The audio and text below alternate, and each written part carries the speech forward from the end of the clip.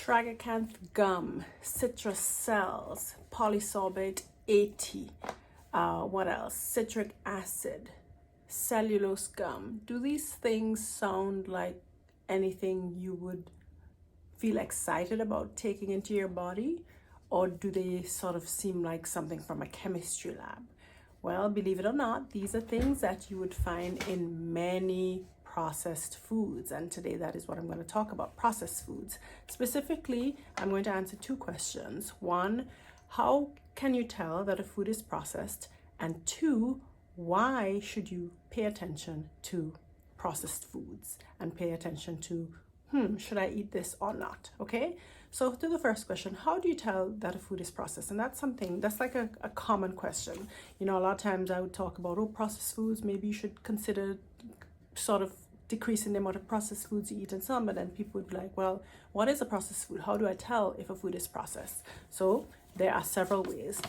Now, the simplest one is essentially, does it come in a packet or a box? You know, if it's actually packaged, then chances are it is processed. Okay. Now, second thing, does it have a label? Okay. Does it need a label for you to be able to tell what comprises the food? If it needs a label, then chances are it is processed. Now, I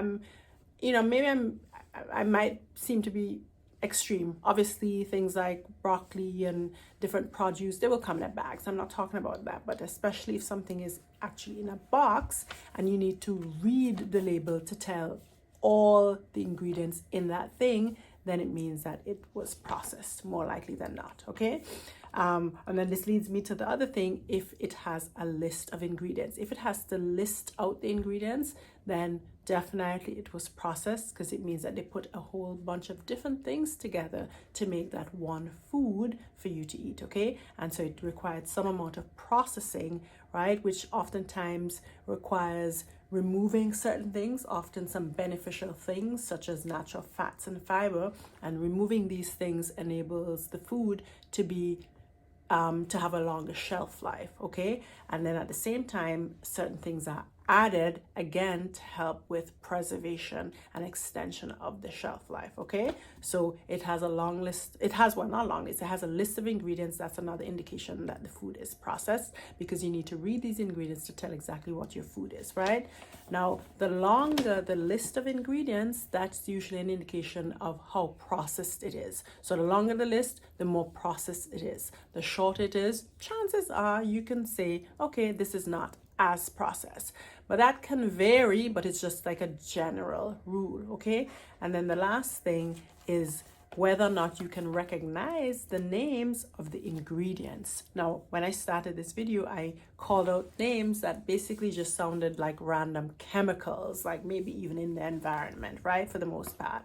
So if you're reading the list of ingredients and you're coming across more and more names that you do not recognize, they do not sound like food, normal food that you can look and see, oh, that's some spinach, or that's some rice, right? If you're reading more and more names that you do not understand, sounds like something from a chemistry lab, then definitely that is an indication that the food is processed, right? So we've gone through the list of ways for you to tell that a food is processed. Now, the question is, why should you care if a food is processed or not? Like, why should that matter to you, whether or not the food is processed? Well, there are several reasons, right? And one of the things about processed foods is that they are very, very rapidly, well, first of all, they are easily digested, right? So it doesn't take much to sort of start the digestion process in the mouth, and they're easily broken down and easily absorbed. So what happens is, because the process is so quick, it leaves you feeling hungry quicker, right? So you notice if you have like a snack bar, or if you have one of those sort of packaged meals like lean cuisine, for example, like any processed food, more likely than not, will have you feeling hungry within maybe 2 hours, maybe 3 if you're lucky, right? So they're more likely to cause you to feel hungry because they're just so easily digested and absorbed into the system. Okay. Another thing about processed food is that because they are so rapidly absorbed, so easily digested and rapidly absorbed into the system, it means that your system, the body, is flooded. It's overwhelmed with things like sugar and salt and even additives that are potentially toxic to the body in excess, right? Or in quick, high concentrations. So essentially, when you overwhelm your body with these sort of processed foods, that overwhelm is never a good thing. If a food is not processed, it usually means that it has a lot of fiber in it and or significant amounts of the natural fat. So fiber and fat, naturally existing fat in the foods, those are two components that would tend to sort of slow down the digestion. And so you have a more natural, steady, release of the nutrients into and energy into the bloodstream. So you're not flooding the body with all this energy that it's not able to handle immediately, and so it will immediately say, oh, let's store this quickly because this is too much for us to handle at once, right? And so not processing it, meaning retaining the natural fiber and fat, causes a more natural absorption, natural release, slow, steady release of these nutrients and energy and so on and so forth into the body, right? So that's a benefit of not having an overly processed meal or food, okay? Now, another thing as well with processed food and why you should care is that oftentimes during processing, the actual nutrients, the beneficial nutrients, are removed, okay? Because they have to go through heating and extraction of certain things and milling and chopping and so on. So just the whole process can often result in removal of what your body actually needs to be able to function. Nutrients, like I said, enzymes and other beneficial compounds. And what happens, oftentimes you will see that it will say on the packaging different vitamins are re-added, so the food is fortified with different vitamins, but sometimes these vitamins are actually and minerals are not in a form that the body is able to utilize. So you have something in there, but you have no access to it because it's not in the natural bioavailable form, as we say, form where it is biologically available to the body. So these are some of the reasons why you should care about whether or not the food is processed, because it will lead to you can have more frequent hunger the more processed foods you eat. 2, you can overwhelm your body with too much energy and sugar in the form of sugar, too much salt, too much toxins all at once, and so the body gets into a sort of stressful mode trying to deal with all of this all at once, okay?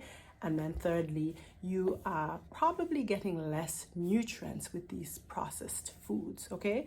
So should you avoid processed foods? I think processed foods have their role, okay? I mean, they're definitely a convenience in times when, you're like stretched for time, you need to grab something quickly to keep you going, right?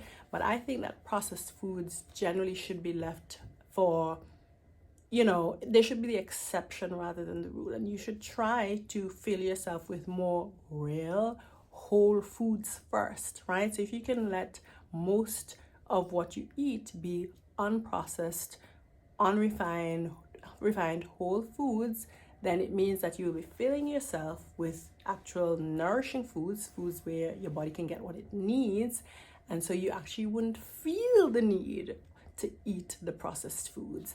And certainly if you do eat processed foods from time to time, there would be less space for this because you would crowd out the space left for these processed foods, right? So ultimately, I think we should all aim to have, they talk about the 80-20 rule for different aspects of life, right? And I think if we adopt the 80-20 rule for our eating, that's a good thing as well. So try to have maybe 80%. It's going to vary depending on what's happening week by week, month by month. But if you can aim to have 80% of your food as unprocessed food, so the food where you can look at it and tell exactly what it comprises, right? And then maybe 20% can be processed food, okay? You will be off to a much better start overall.